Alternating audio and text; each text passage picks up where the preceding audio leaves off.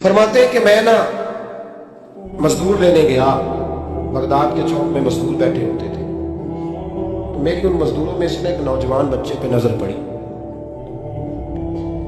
बड़ा कमजोर सा वजूद था, लेकिन चेहरे पर इबादत का निशान था। माथा बताता था कि नमाज का बड़ा ख्याल रखता है। मैं उसके करीब गया। चेहरे भी बड़ा कुछ बताते हैं ना, चेहरों में भी बड़ी रानाई होती है। फरमाते मैं करीब गया, मैंने उसको कहा बेटे मजदूरी करोगे? तो कहने लगा मजदूरों में बैठा हूँ तो हुजूर मजदूरी के लिए तो बैठा हूँ। तो मैंने कहा कि चलो फिर। कहने लगा नहीं मेरी कुछ शर्तें। मैंने कहा बताओ? कहने लगा पहली शर्त यह है कि लोग 4 दिनार दिहाड़ी लेते हैं, मैं 3 दिनार। मैंने कहा यार मेरी तो बड़ी बेहतरीन है, बाकी भी इस तरह की रख ले। उसने कहा हुजूर दूसरी शर्त यह है कि मैं आपकी मुकम्मल बात मानूंगा, लेकिन जब अजान हो जाएगी फिर आपकी नहीं सुनूंगा।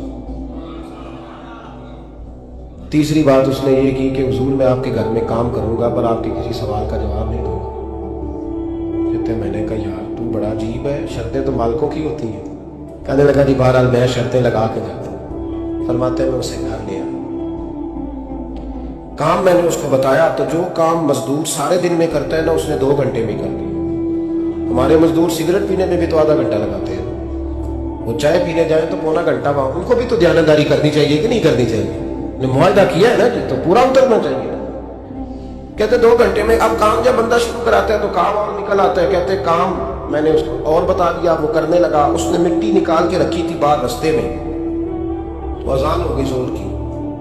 उसने वहीं कुदाल छोड़ी कही और चलने लगा। तो मेरा बेटा कहने लगा इसको जरा बराबर कर दो। कहने लगा चुप कर जा, तेरे बाप से बात हुई थी, जब अजान होती है तो मैं किसी और की नहीं सुनता, सिर्फ अल्लाह रसूल की सुनता हूँ। कहते हो मस्जिद चला गया, नमाज पढ़ के आया तो दोपहर का वक्त था। मेरी बीवी कहने लगी इसको वो खाना खा ले। कहते हमने कहा खाना खा लो, तो कहने लगा मैंने रोजा रखा, रमजान भी नहीं था, नफली रोजा रखा। फरमाते शाम हुई, मैंने 3 दिनार दिए। तो मैंने कहा तेरा नाम क्या है? कहने लगा मैंने आपसे कहा था मैं किसी सवाल का जवाब नहीं दूंगा। तो वो चला गया। अगले दिन मैं फिर लेने गया उसे, काम कुछ और निकल आए। तो लोगों ने बताया वो सिर्फ हफ्ते वाले दिन आता है। मैंने कहा क्यों? कहने लगे जी वो कहता है मेरा हफ्ते का खर्चा 3 दिनार है, जब 3 दिनार कमा लेता हूं तो बाकी सारा टाइम अल्लाह रसूल की जिक्र में गुजार दिया करता हूं। फरमाते हैं जी अगले हफ्ते मैं फिर लेने गया। मैंने पूरा हफ्ता इंतजार किया कि काम उसी से करा। मैं जब गया तो मैंने कहा चलो। कहने लगा मेरी शर्तें याद है ना? और मैंने कहा याद है भाई, साथ से आया। फरमाते हैं काम कराया, 2-3 हफ्ते वो आता रहा। एक हफ्ते में गया तो लोगों ने कहा हुजूर आज नहीं आया। क्यों? कहने लगे बीमार हो गए।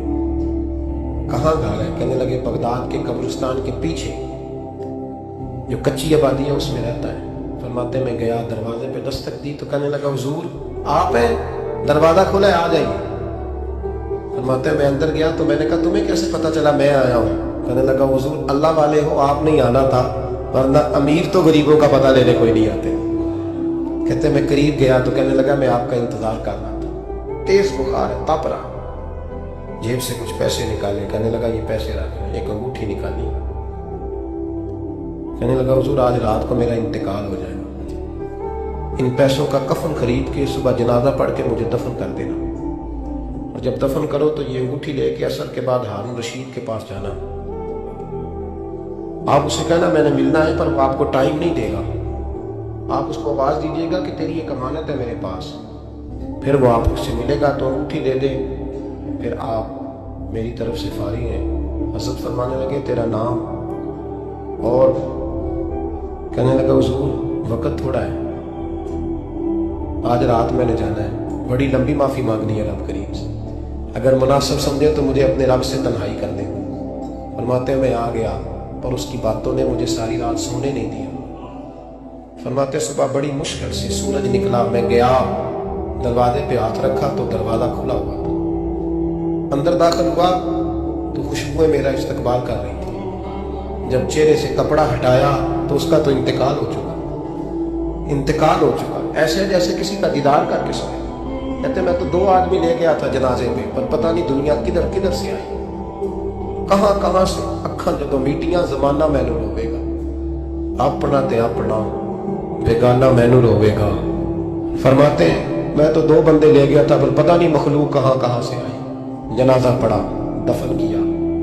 हारून रशीद के पास में असर के मान गया। मैंने बुलाना चाहा पर बादशाह था, मेरी तरफ देखा ही नहीं। मैंने उसको कहा तेरी ये कमानत मेरे पास है।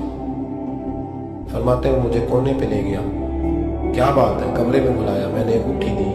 हारून रशीद तो चीखे मारने लगा, कहने लगा अंगूठी वाला कहाँ है?